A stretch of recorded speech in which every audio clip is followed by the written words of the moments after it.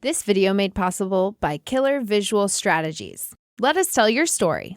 Visit killervisualstrategies.com to learn more. Hello, everybody. Good afternoon. It's great to have you here, Brad. Thank you. It's great to be here. Thank you for doing this. And so I had the pleasure of reading your book at my leisure before it came out in the advanced reading copy. And I know you keep telling me I've got to upgrade to from the beta to the version 1.0. But what's remarkable to me is, journalists get these books on preview a lot. And typically the differences between the advanced reading copy and the actual copy are pretty minimal. But you made some substantial additions. You added pages to this book in between this and this. And to me, it speaks to the fact that this is an extremely dynamic time, sector. What did you change from preview to the book, and what does it say about where we are now? Well, I think let's start with the second part first. Obviously, it reflects what you just observed, Todd, which is these issues are changing rapidly. We live in a world that is changing rapidly, and a lot of what's affecting the world is technology. That's why we wrote the book. It's why we titled it Tools and Weapons, because digital technology today is really both a tool and a weapon. So, the way some of you who've written books, especially the journalists in the first part of the room, know better than me, you get a galley done, it goes out in this paperback copy to people like you who read it in advance, and mostly your publisher hopes that you stop writing. But in this case, we thought there were important developments that we needed to address. The Christchurch call was something that was kicked off by the New Zealand government in March in the wake of the Christchurch terrorist attack. By the middle of May, we found ourselves at the Élysée Palace in Paris, and we wanted to capture that. There were ongoing changes in the privacy issue. We wanted to sort of bring those together with a little bit more of a philosophical view as we added a bit there to sort of capture what we believe will be the third wave of privacy regulation. We think we've gone through two already. The issues around AI and autonomous weapons keep changing, and we thought a little bit more about that. We wanted to update that as well. So there were areas that we continued to just say tweak.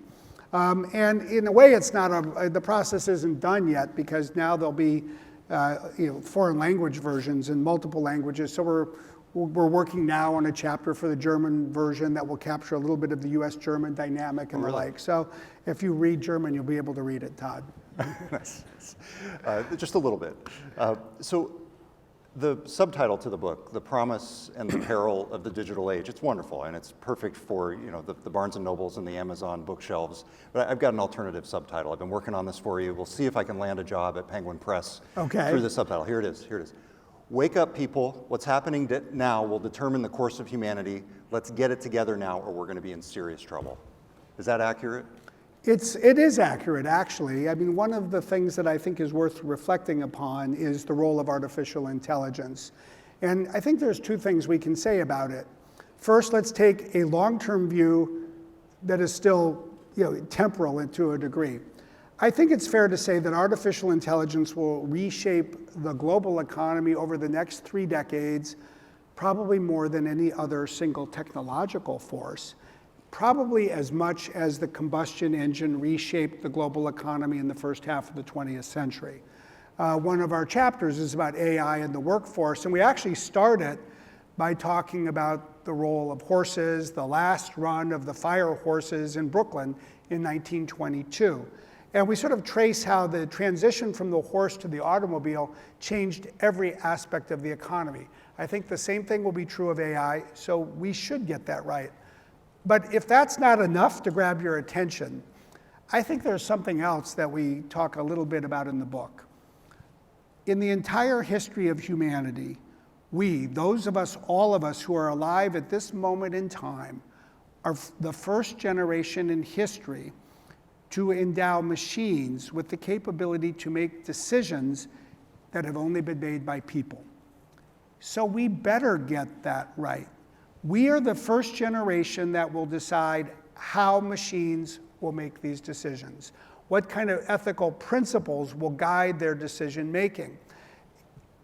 No pressure, but we better get it right. And it's also interesting to put that in the context as we do, that every generation of Americans and most people around the world has actually grown up going to multiple movies in the movie theater that had the same basic plot. Humans create machines that can think for themselves. Machines think for themselves. Machines decide to enslave or kill all the humans. That's called the Terminator movie 1 through N, including the one that's about to come out, and many other movies as well. And so one of the things we've learned is that this resonates with the public. When they look at the tech sector and they see us creating machines that can make decisions, they come to it with a point of view, and it's less than sheer enthusiasm. So what does getting it right look like? Well, I think that it first calls on us to devise a set of ethical principles. We have, as a company, we described the sort of the process that we went through to create those principles. And interestingly enough, those principles and others very similar to them are pretty much spread around the world. It means that tech companies and ultimately every company, every institution that deploys AI has to figure out how to operationalize the principles. And that's a big challenge. We talk a little bit about that. It means as societies, we need to operationalize the principles. How do we do that? Well, that's called law. That's called regulation. So there will be all of those elements as well. So when you put it all together, it's really quite a formidable challenge. If that seems complicated, I think that there's a really interesting lesson for all of us in 2019, and maybe it should speak to us especially in Seattle. The most fundamental ethical principle, as we describe it, is what we call accountability. You need to ensure that machines remain accountable to people. Well, at the end of the day, what does that mean? It means that you need to be able to turn the machine off if it's doing something that isn't working properly or isn't following the ethical approach that you envision. What is the biggest software-related issue to impact the economy in Puget Sound in 2019? Oh, man. Software in a cockpit of an airplane. Oh, of course. Software that the pilots couldn't turn off. That should speak to us. That is, not just something that should speak to one company or just one industry. I think it should speak to everyone who creates technology, who uses technology in every part of society. And that's a lesson we should remember. We've got to be able to create great technology, and we really do want to be able to turn it off when we don't want it on. Do humans need to do the turning off, or could humans program machines to do the turning off to satisfy your requirements? Well, anything's possible. It's the truth is, you of course want technology that recognizes a fault and intervenes. But I just think that there is a pretty profound lesson that, as powerful as technology has become, as important as it is for all of us in the world today, I think all of us, it doesn't matter what country you're from, we actually want humans to remain in control. So that means that humans have to be able to turn something off in order to be in control. It's interesting, this reminds me of something in the book that struck me at the time, and it, I think, informs your approach on this. You wrote about a valuable lesson that you learned, that you should use technology to improve what can be improved while respecting what works already. And you can apply that to very basic things, like word processing back in the day, or you can apply it to artificial intelligence now. How do you know when and when not?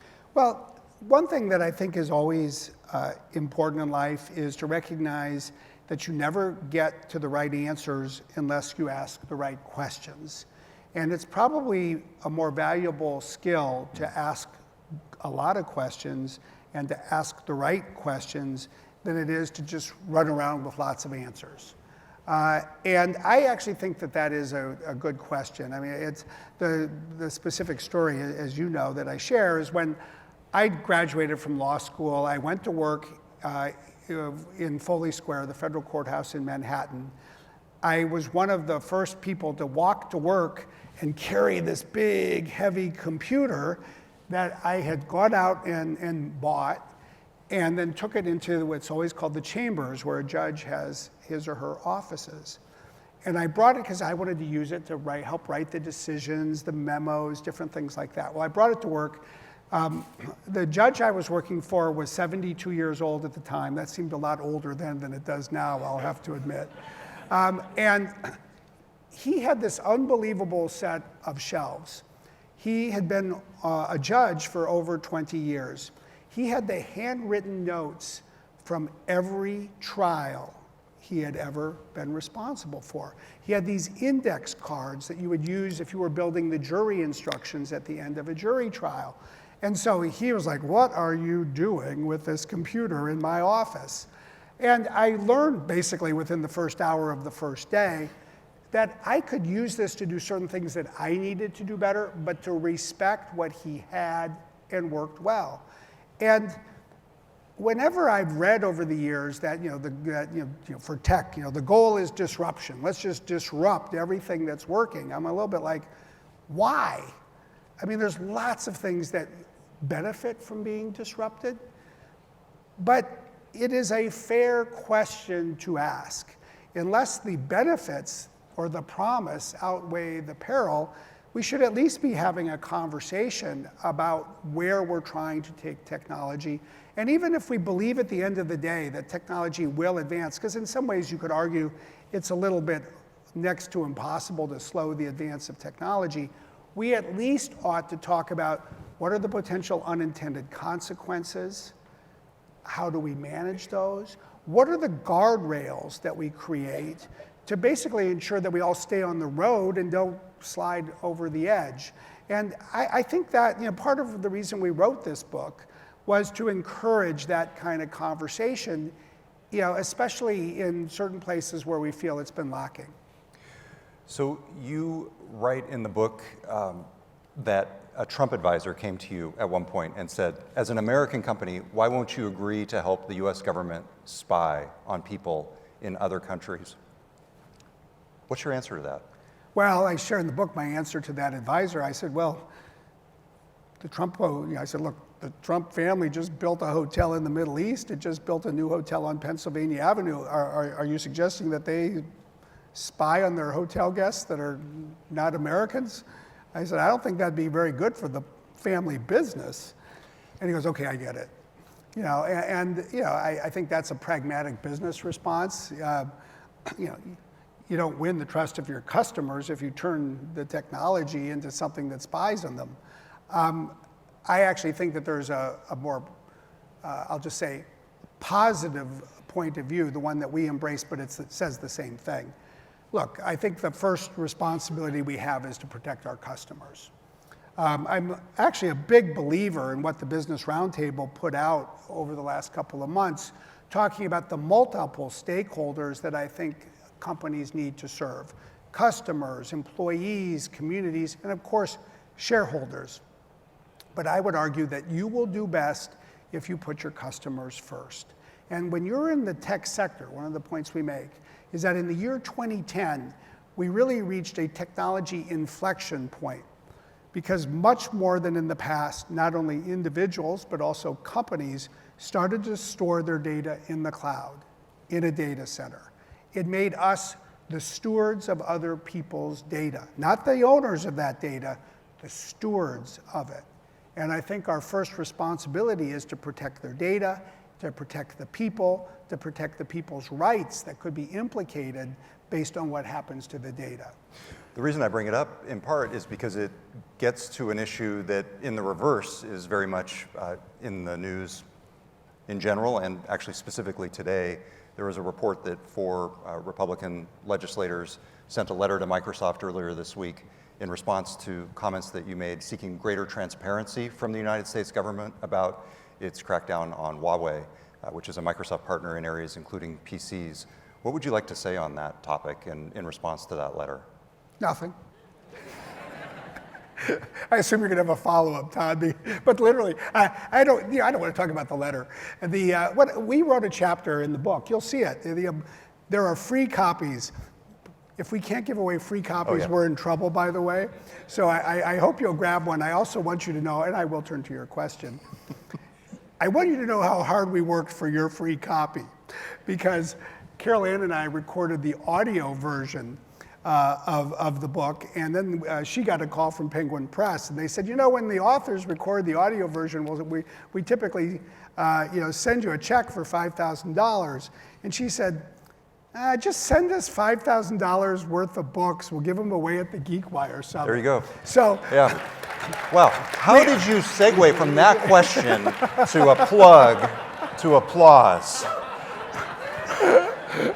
But I will tell you, the hardest chapter in the book to write was about the US-China relationship. And we included it for one specific reason, because we wanted to bring to life some of the critical nuances that we believe are vital to understanding the US-China technology relationship. There is no economic relationship in the world today that is larger quantitatively than the relationship between the United States and China. And in the world of technology, as we describe in the book, it has become a bipolar technology world. We used to talk in the 70s and the 80s about a bipolar world, the Soviet Union and the US, and that was all about nuclear missiles. Well, in the world of digital technology, the two great powers, if you will, are the United States and China. And we just have this rock solid conviction that we as Americans can't manage the complexities of the world unless we understand them. And there's so many layers of nuance to what's happening in China around technology.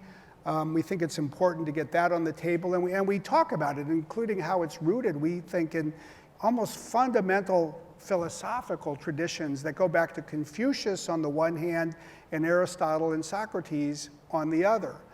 And then we make the point that there's lots of technologies in the world that are very sensitive from a military perspective, a secrecy perspective, a human rights perspective. Some of them are digital technologies.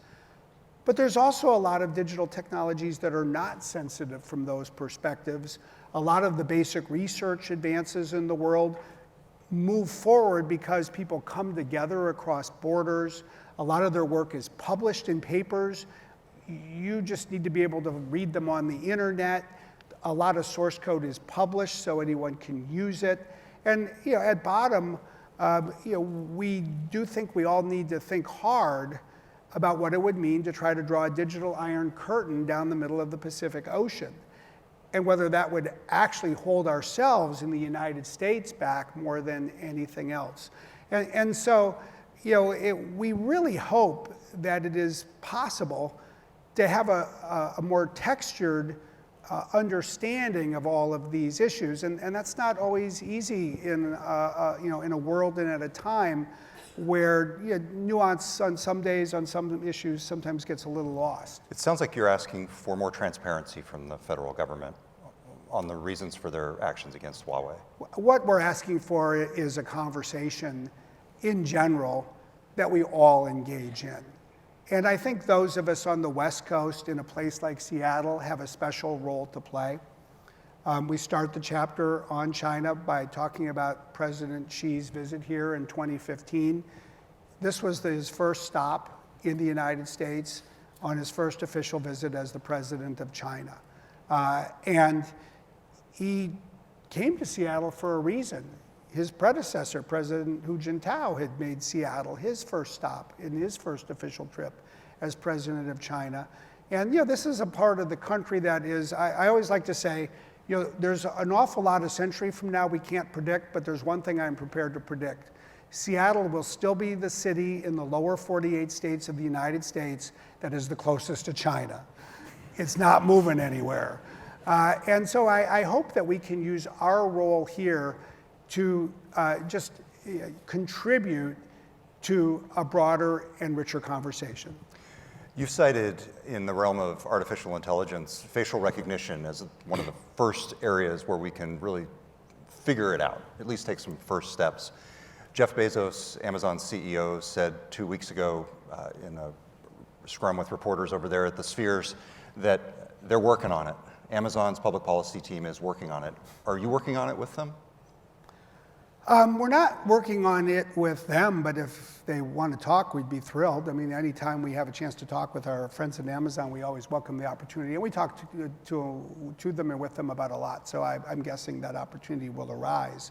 I think there's one thing first that I would encourage all of us to think about in facial recognition. I mean, so many of you work with technology or work in the tech sector. In the 26 years that I've been at Microsoft, I have never seen a public policy issue explode like facial recognition. As we describe in the book, we gave a lot of thought, and Satya and I talked a good deal about what we were going to say on this issue just last July of 2018. And we published a blog, I wrote it, and it said, this is technology that will need to be governed by law and regulation because it's got great promise, but is potentially subject to great abuse. And when we first wrote that, the reaction by so many in the tech sector, perhaps especially in Silicon Valley, but up here in Seattle as well, was like, what did they put in the water on the other side of Lake Washington? What's wrong with you folks? Why are you saying this needs to be regulated? There's no problem here. And then within a year, the city of San Francisco passed an ordinance that bars the city of San Francisco from using facial recognition. You see concerns about it literally spreading around the world. So that's happened very quickly. We do need two things. One, we do need laws. And I gave a speech at the Brookings Institution last December. We shared a proposal for what we thought would make some parts of a good law. And I think it's great for Amazon and everybody to be thinking about this. I do think we should all be transparent. I think in the country today, and in most countries today, people are generally okay if tech companies want to say, hey, here's an idea, we have an idea, this is how this issue should be approached. People will give us at least a fair hearing. They don't want to see us taking ideas and just going into the proverbial back room and giving them to legislators without sharing them with the public. So I think we'll all benefit if we're all sharing our ideas with that kind of transparency. But then the second thing is also important, and I think this is the other place where this conversation needs to go. I don't think that companies should be getting a pass on this issue by simply saying, we hope there will be a law, we'll have some ideas for it, and once it's passed, we'll comply with it. I think that we have a responsibility to be more proactive than that. And that's why when we, in December, said, here are 6 principles that we think should go into a law, we said, and we're going to start applying these to ourselves. Things like we'll share and we will ensure that our technology can be tested so people can look at it, assess it, and decide for themselves quantitatively in comparison with others, is it biased or not? You compared it to a consumer reports for Exactly. AI. There should be a consumer reports for customers that want to deploy facial recognition. We said, for example, that we won't sell it in scenarios where it would be used in a manner that will lead to biased results. And we've explained how we turned down a licensing opportunity with a law enforcement agency in California where we thought it would be used that way. We've said that it shouldn't be used by authoritarian governments to engage in mass surveillance. And we've explained how we have turned down opportunities to license our technology when we thought there was a risk that it will be used in that manner. And we put restrictions in place in countries around the world so that it won't be used inadvertently in that manner. So I applaud Amazon for saying it's going to raise ideas. That'll be welcome. It'll contribute positively. But Amazon, in my view, should not be permitted to just say, great, when the law is passed, we'll abide by it. We all in this industry have a responsibility, in my view, to think more broadly about our own sense of what is ethical and proper, and not wait for somebody in a government somewhere to tell us what to do. There are a number of references in the book to Amazon. The relationship seems to me like one of the most complicated neighbor relationships ever. Like, this is way worse than somebody on the other side of the fence, in terms of complications. Yeah. Wouldn't it, well, do you engage with them on a regular basis? What's it like being in Oh the yeah, same? no, I actually don't think it's that complicated. It's like, no, Well, you're I mean, competing in business, you're partnering in business, you have different, Yeah, you but guys look- are ahead of them on regulation, you know. First of all, we are friends. I mean, like Andy Jassy and Jeff Bezos and Jeff Wilkie and David Sapolsky. I mean, there's a great group of people who are leading Amazon. I just think it's a relationship that, let me put it this way, is a healthy relationship among people, whether it's your neighbors or your friends or your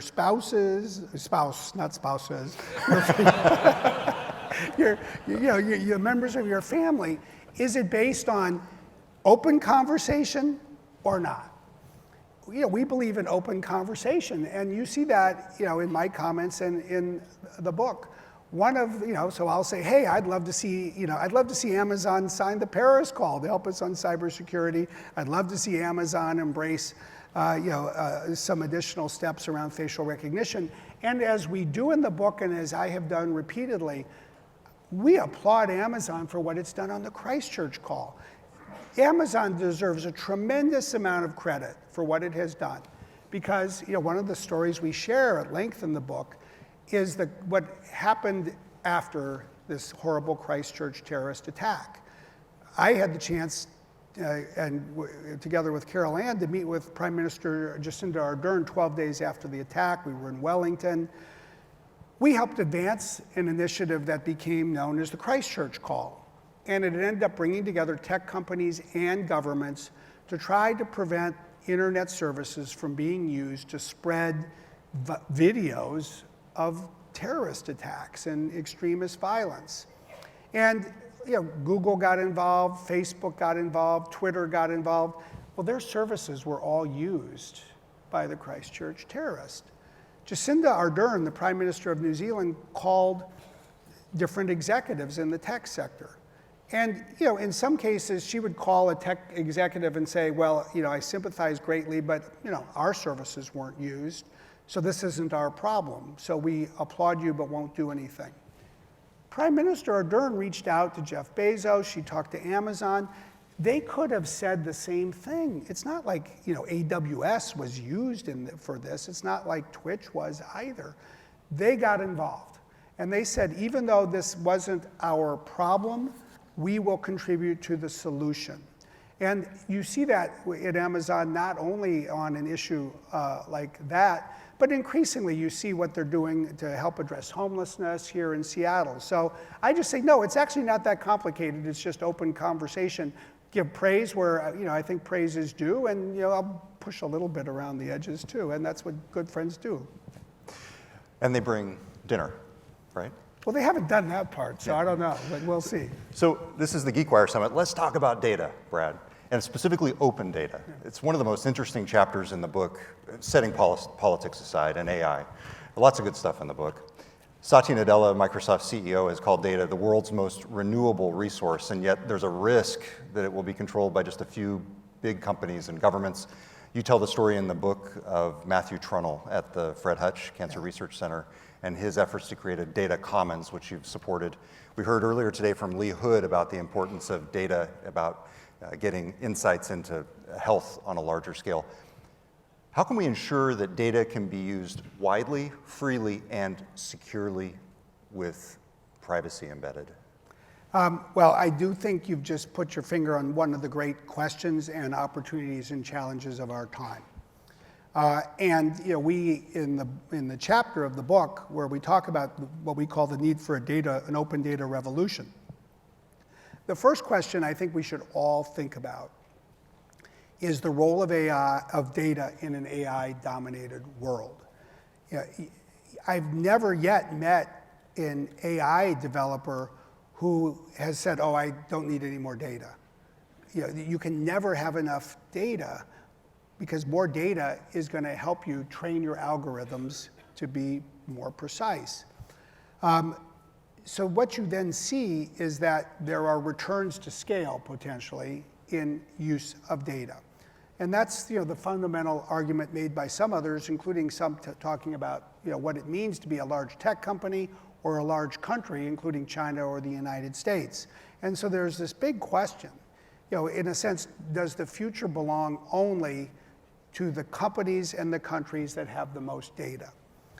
If so, we have a problem, because it's really going to be a very big challenge for most sectors of the economy, for most businesses, and really for most countries. So the first thing I would say is that's not the future we should pursue. So then you have to ask, okay, it's sort of your question, how do we pursue a different future?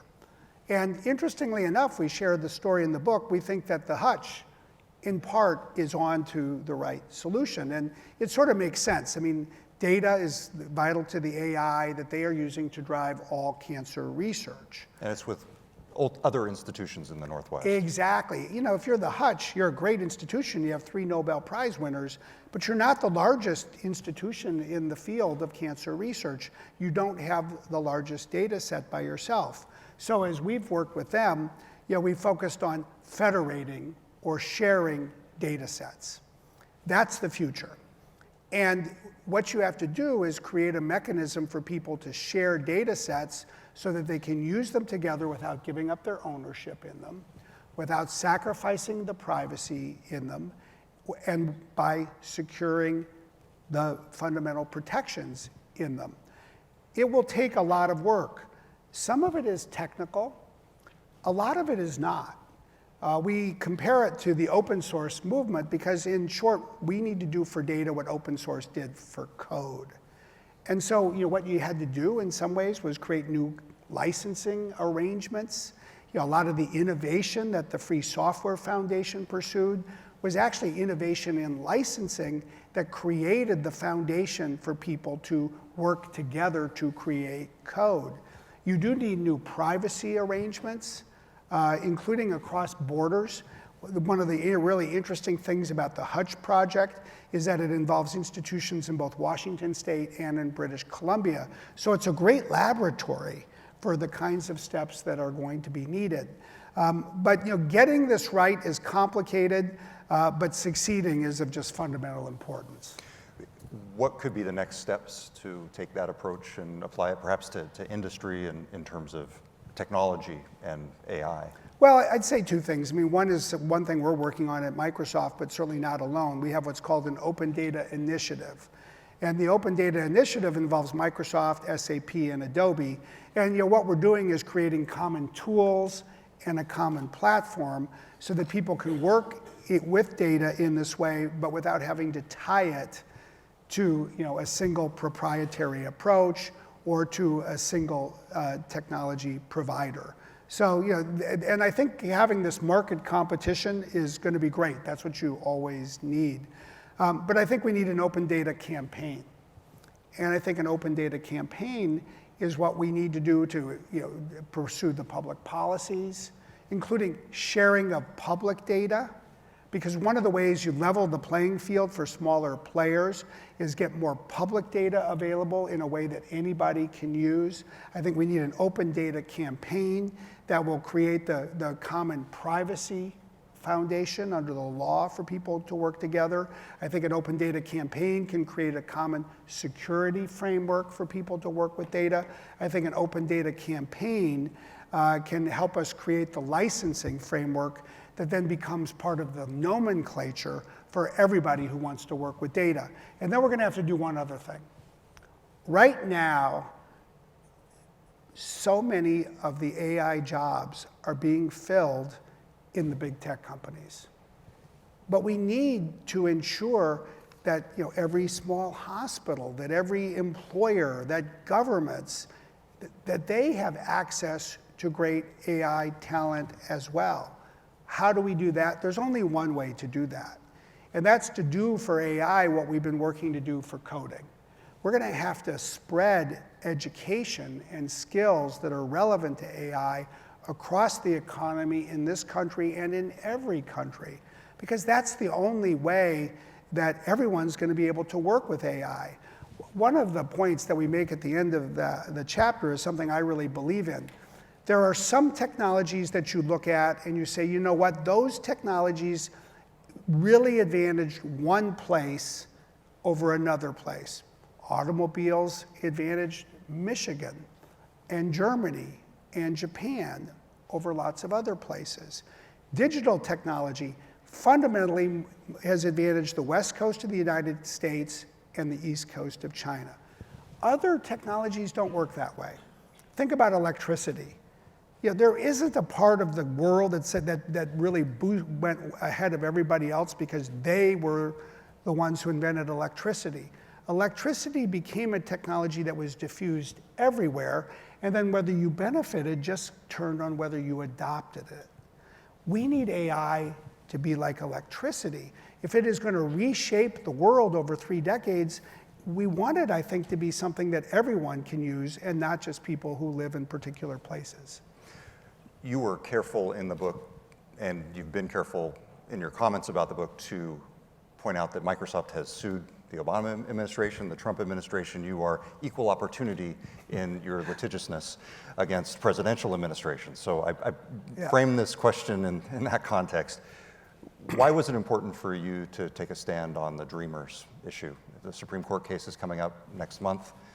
Microsoft and Princeton are named plaintiffs in that case, standing for the rights of the people, 800,000 people in that program. Why was that an important issue for you to take on as Microsoft? You know, it's interesting. We made the decision quickly and thoughtfully, but I really feel good about the decision we made. I am a little surprised when I think about it. We are the only company in the United States of America that is a named plaintiff in challenging the administration's rescission of DACA and the abrogation of these opportunities for the Dreamers. So it's just fantastic that last week a number of other companies are coming through with amicus briefs and adding their voices of support, which will be helpful, I believe. But it's interesting because whenever you're the only one, you don't know when you do something that you're going to be the only one. So now we look back and we go, wow, what were we thinking? I think we were thinking the right thing. It's like, it really was a confluence of two things.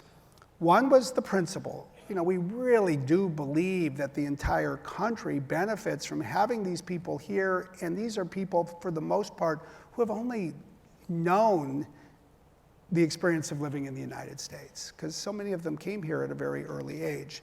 But second, we felt that we had a basis to stand up and sue because we had employees that are Dreamers, and their personal rights are at stake. And we are careful. I mean, there's lots of opinions that all of us in this room, everybody in every room has. You always have to be careful if you're, in a leadership position in an institution. It's not a license, in our view, to just have the institution do whatever you think is something you believe in societally. We do think there has to be some connection to our customers and their use of technology, or to our employees, or to our business more broadly. And this one fell squarely in the employee category. And just as we've taken steps in the past to stand up for employees in this state or other states that were members or are members of the LGBTQ community, or women, or other groups that may face discrimination, it was really over the course of a couple days, but I talked with Satya Nadella and Amy Hood and the three of us, and we pretty quickly said this is the right thing to do, and I made that statement the day after it was rescinded, that if the federal government wanted to deport any of our employees who are Dreamers, they're going to have to come through us, and we do mean that. Yeah. I want to let you leave us with your parting thoughts here, but I want to frame it this way. One of the most striking sections of the book is when you are talking about the Cybersecurity Tech Accord, also known as the Digital Geneva Convention, the idea that civilians should not be victim of cybersecurity attacks in much the same way that the Geneva Convention protects physical rights of private citizens. And you write that Google, Amazon, and Apple were difficult to get on board of this. And You said, quote, having experienced our own time on the firing line in the 90s, I probably had more sympathy for Facebook than most. And you appreciated that to some degree everybody has their difficult days. And if our first principle is to run away from people in times of trouble, we may doom ourselves to inaction even on issues for which collective efforts are needed the most. It's refreshing to have someone in the room who's been through it.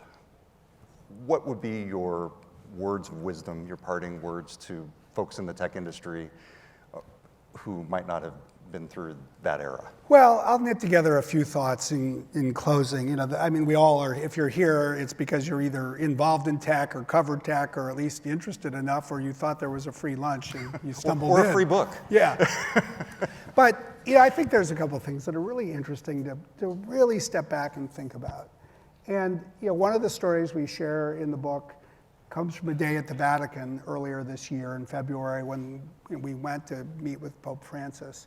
But before we met with Pope Francis, who really wanted to talk about AI and ethics, the Archbishop for the Rome diocese took us to what's called the Sistine Library, which is next to the Sistine Chapel. And the first thing he showed us was an original Gutenberg Bible. And you know, the basic lesson is that the printing press changed the face of religion, because now people could get their hands on a Bible and they could read it. The second thing he showed us was this extraordinary volume. You'd open it up, and each page contained one of the letters that Galileo had written to the Pope 150 years later, protesting his innocence.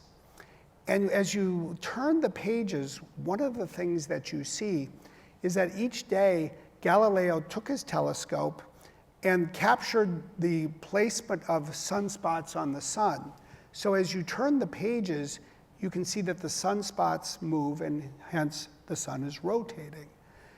And you see there not how technology advanced religion, but how there was a collision between science and technology facilitated by the telescope on the one hand and religion on the other. And then when we talked with Pope Francis, I shared with him a story that we recount in the book that really weighs heavily, certainly when I think about these things. It comes from the 1930s. There came a point in 1932 when the world's governments met in Geneva, Switzerland, to try to address this rapid increase in technology and arms. And Albert Einstein had these amazing statements. You know, he talked about the machine age. That was the age in which they lived. It was a technological age a century ago. And he said that the technical advances of the machine age could have made life so good if only the organizing power of humanity had kept pace with technology itself. That was a warning that unfortunately fell on deaf ears. And of course, then in less than a decade later, 60 million people died. Many, many of those 60 million people were civilians. They were not combatants. So 4 years after World War II ended, humanity did come together. All of the world's governments came together again in Geneva, Switzerland with the Red Cross, and they adopted what is called the Fourth Geneva Convention. And fundamentally what it says is that governments have not only a moral responsibility but a legal duty to try to keep civilians safe even in times of war. That's a great example of humanity's organizing power catching up with what technology in part had wrought. So it's a new century. But there's certain similarities to the early 1930s. Governments are turning inward. There's much less, interest in working across borders. You just see more turmoil, tensions in the world. And then you look at technology and weapons and civilians. And what you see are nation-state cyber attacks in which civilians are not the unintended victims, but rather if you look at something like WannaCry, they are the very intended victims of the attacks themselves. So we live in another moment in time when technology arguably is outpacing the organizing power of humanity. And that's, at the end of the day, I think, a fundamental truth that should speak to all of us who are connected with technology, whether you're at Microsoft or Amazon or anywhere else. Ask not whether we're part of the problem. Ask what we can do to be part of the solution. Because these are big problems, they need bold solutions, and we'll only pursue them if we come together and work on them with a sense of determination. Brad Smith, Microsoft president. The book is Tools and Weapons. Thank you very much for joining us. Thank you, Brad.